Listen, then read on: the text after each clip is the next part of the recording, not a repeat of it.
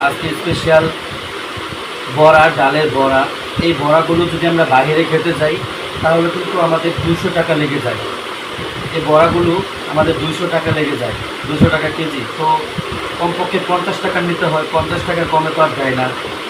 তো দেখুন, অল্প কিছু টাকা হলেই কিন্তু আমরা বাসায় বসে এই জিনিসটা বানিয়ে খেতে পারি এবং মন ভরে খেতে পারি।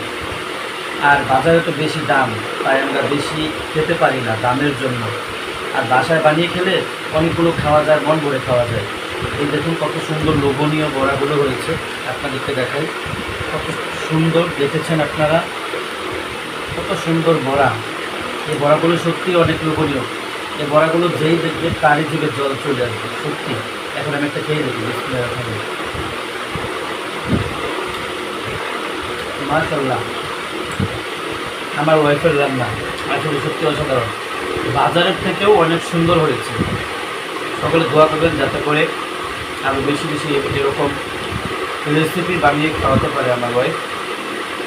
এবং আপনারা বেশি বেশি পাশে থাকবেন নিত্য নতুন ভিডিও দেখার জন্য। আমার ছেলেটার জন্য দোয়া করবেন। খুদা হাফেজ।